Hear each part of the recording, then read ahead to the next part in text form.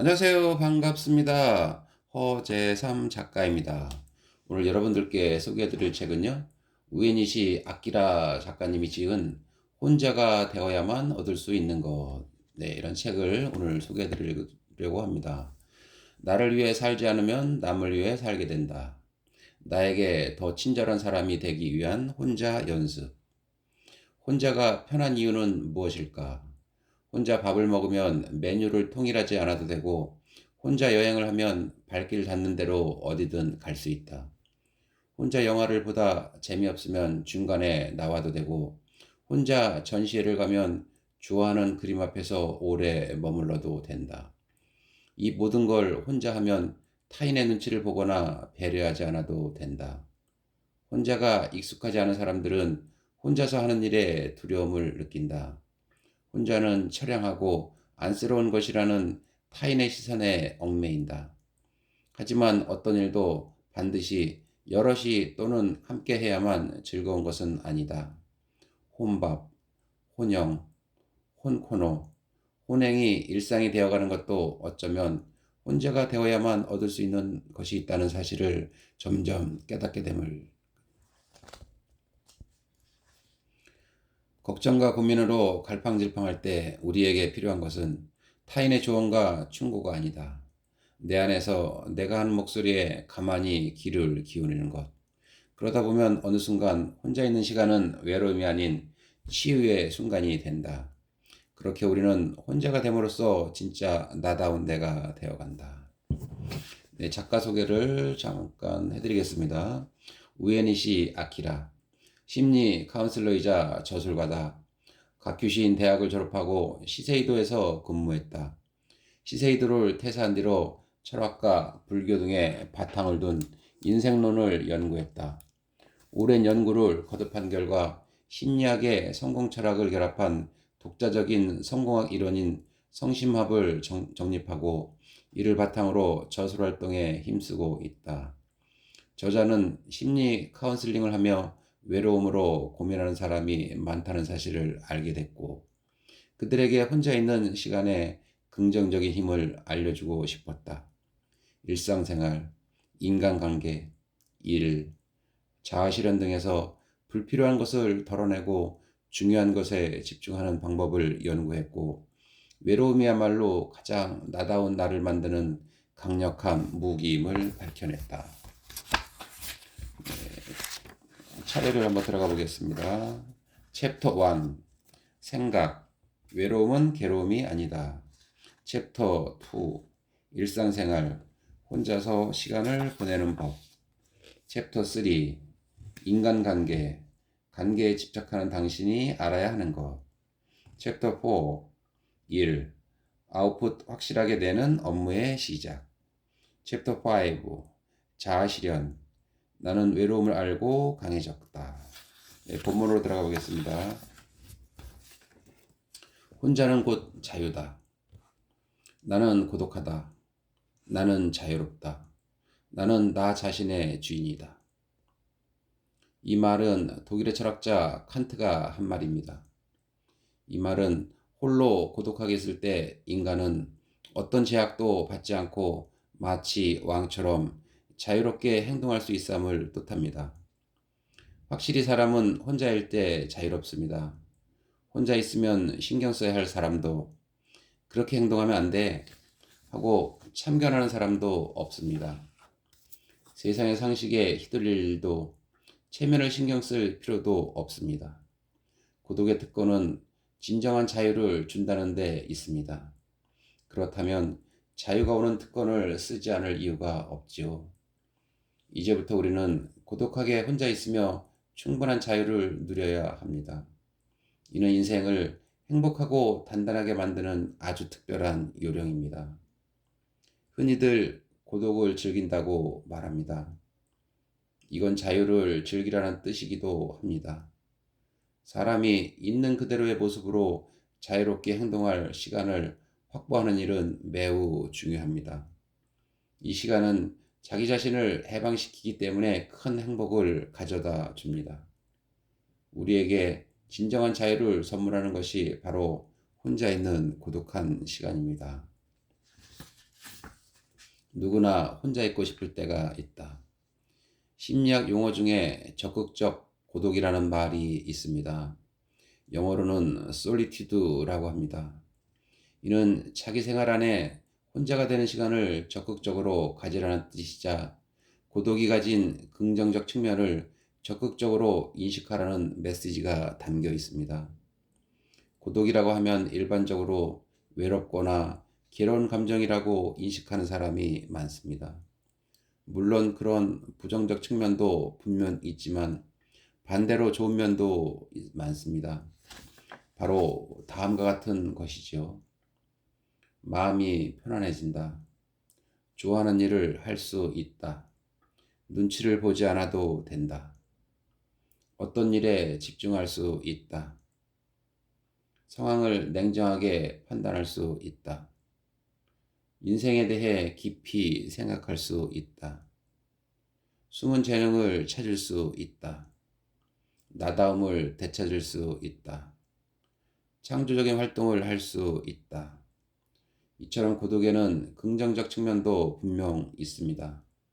따라서 부정적으로만 볼 게 아니라 적극적으로 고독해지는 시간을 마련해 생활 속에서 고독의 장점을 느끼고 활용해야 합니다. 고독한 시간을 유용하게 이용하는 것이 복잡한 현대사회를 행복하게 살아가는 방법 중 하나입니다. 사실 주변을 둘러보면 고독한 상태를 두려워하는 사람이 많습니다. 어쩌면 고독이라는 단어가 주는 부정적인 이미지에서 비롯된 현상일지도 모릅니다. 혼자 있으면 외롭고 힘들어. 외톨이가 되는 건 비참해. 고독을 즐기는 모습이 주위 사람에게 좋게 보이지 않을 거야 하는 식의 편견 말입니다. 하지만 이러한 생각은 대부분 선입견에 불과합니다. 혼자서 시간을 보내는 게 무조건 나쁜 것은 아닙니다. 고독한 시간에는 긍정적인 부분이 상당히 많습니다. 예를 들어 혼자 있으면 마음이 편해져 좋아하는 일에 집중할 수 있습니다. 누구에게도 방해받지 않고 취미나 독서, 음악 감상에 오롯이 몰두할 수 있지요. 사람들 사이에서 알게 모르게 쌓인 스트레스도 치유할 수 있습니다. 사실 누구나 혼자 있고 싶다고 느낄 때가 있습니다.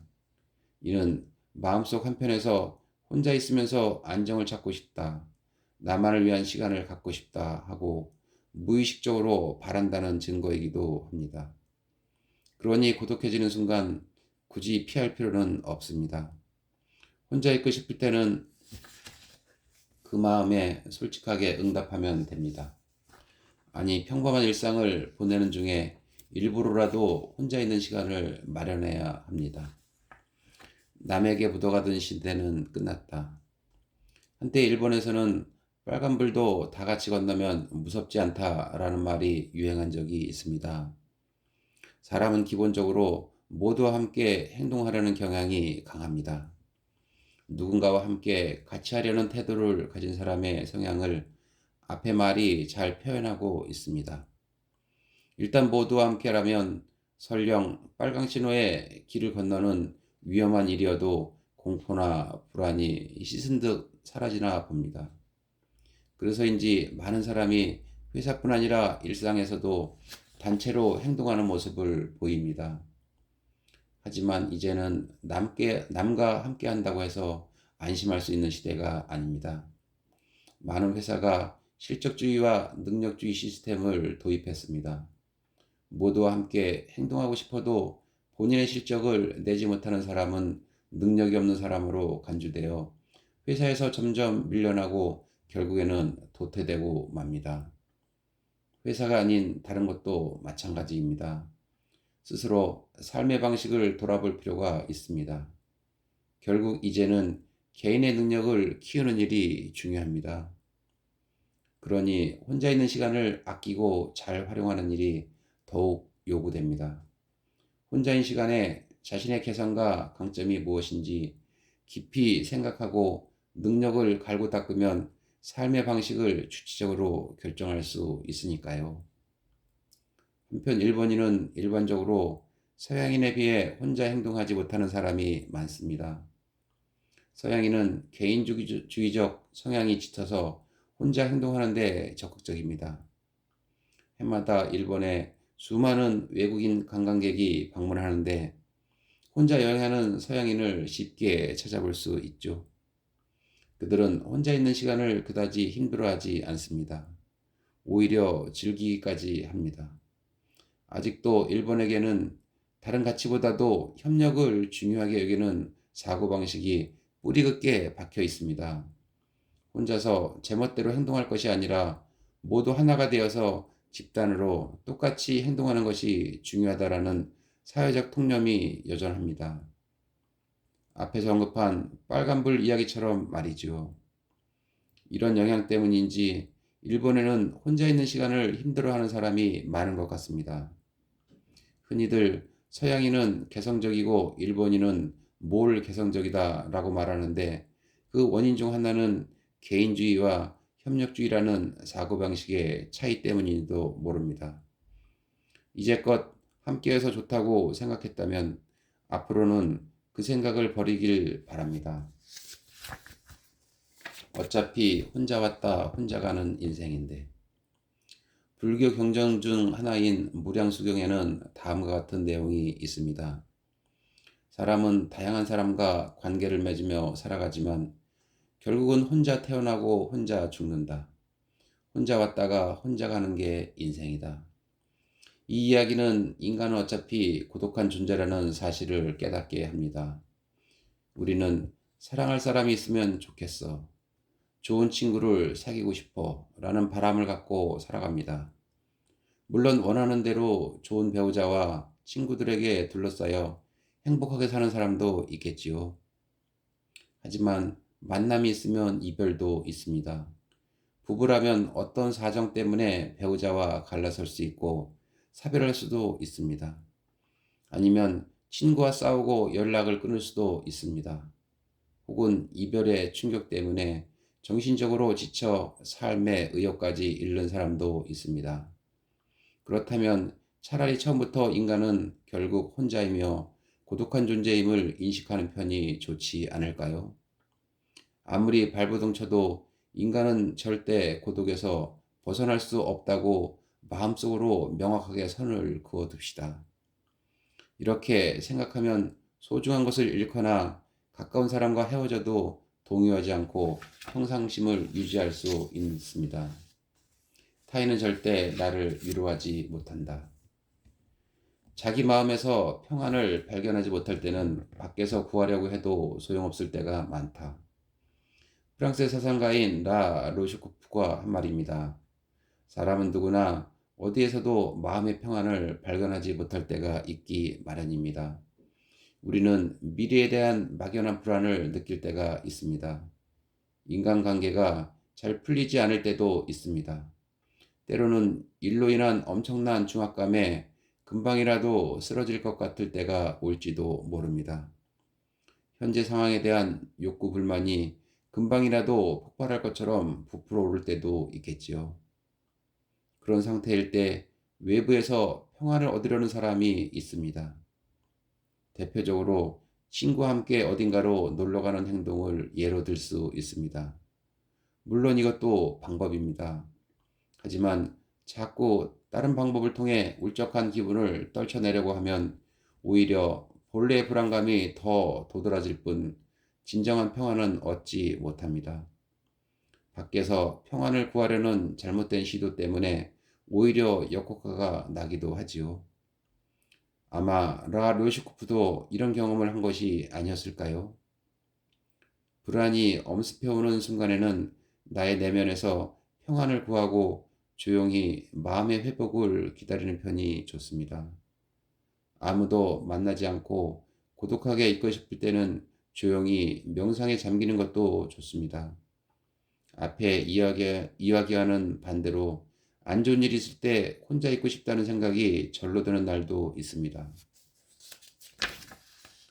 살다 보면 상사에게 꾸지람을 듣고 자신감을 잃을 때가 있습니다.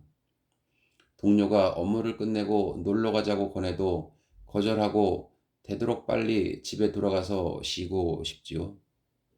아니면 친구가 단점을 지적하는 바람에 기분이 상할 때도 있습니다. 그럴 때는 사귀는 사람에게 연락이 와도 오늘은 혼자 있고 싶다며 만남을 거절하기도 합니다. 왜 우리는 안 좋은 일로 인해 기분이 가라앉으면 혼자 있고 싶다는 생각이 들까요? 바로 혼자일 때의 위로 효과를 잘 알기 때문입니다. 스스로 의식하지 못할 수도 있지만 우리의 내면은 본능적으로 고독이 위로가 된다는 사실을 잘 알고 있습니다. 그래서 안 좋은 일이 생기거나 기분이 한없이 바닥을 칠 때 외부의 도움을 얻으려 할 때도 있지만 한편으론 혼자 있고 싶다는 생각도 드는 것이지요. 그렇기에 때로는 고독을 마음의 위안을 얻는 수단으로 적극 활용할 수 있습니다. 간혹 안 좋은 일이 있을 때 친구들과 떠들썩하게 놀면서 기분을 풀려고 하는 사람이 있습니다. 한참 시끌벅적하게 놀 때는 즐겁지만 다음 날이 되면 기분이 오히려 더 개운치 않을 때도 많습니다. 그러니 마음이 복잡할 때는 혼자 조용한 환경에서 위로받는 편이 현명합니다. 모두 나를 좋아할 거란 착각을 버리면 편해진다. 혼자 있는 시간을 소중히 여기고 즐길 줄 아는 사람은 안정적이며 성숙하다고 볼 수 있습니다. 이런 이들은 자신이 해야 하는 일을 정확히 알기 때문에 주위 사람의 비판에 동요하지 않습니다. 설령 근거 없는 험담을 들어도 감정이 흐트러지지 않습니다. 자신을 헐뜯거나 안 좋은 소문을 내는 상대에게 감정적으로 맞서는 대신 그런 이들과 거리를 두고 혼자 시간을 보내며 자신이 할 일을 담담하게 해결해 나가곤 합니다. 한편으로 혼자만의 시간을 가지지 않고 항상 누군가와 함께 해야 안심하는 사람은 정신적으로 미성숙합니다. 누군가가 자신의 험담을 하고 있다는 사실을 알면 금세 평정을 잃고 맙니다. 그러면 험담에 응수해서 싸우고 마음이 상한 상태가 계속 이어지기도 합니다. 사실 살다 보면 이유 없이 안 좋은 소리를 들을 때가 있습니다. 그럴 때는 자기 자신을 잃지 않도록 혼자 마음을 다스리며 인간적인 성장을 꾀하는 편이 좋습니다. 고독한 가운데서 교양을 기르는 공부를 하거나 삶의 방향에 대해 진지하게 생각하는 사람만이 진짜 성장할 수 있기 때문입니다. 혼자만의 시간을 통해 큰 성장을 이룬 인물로 불교의 창시자인 부처를 들 수 있습니다.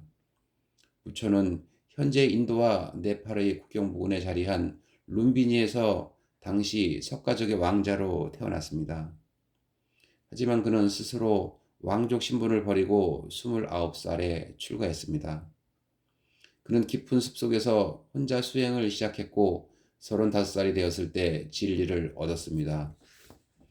약 6년 동안 홀로 수행하면서 정신적으로 성장하여 온전한 인간이 될 수 있었던 것입니다. 부처에게는 다음과 같은 일화도 있습니다. 깨달음을 얻은 후 부처는 불교의 가르침을 널리 알리기 위해 인도 각지를 돌며 여행하고 있었습니다. 그러던 어느 날 한 마을에 갔을 때 사람들이 그에 관한 터무니없는 소문을 퍼뜨리는 걸 우연히 알게 되었습니다. 제자들은 동요했지만 그는 침착했습니다. 부처는 제자들을 달래며 험담 같은 건 못 들은 척하고 있으면 된다.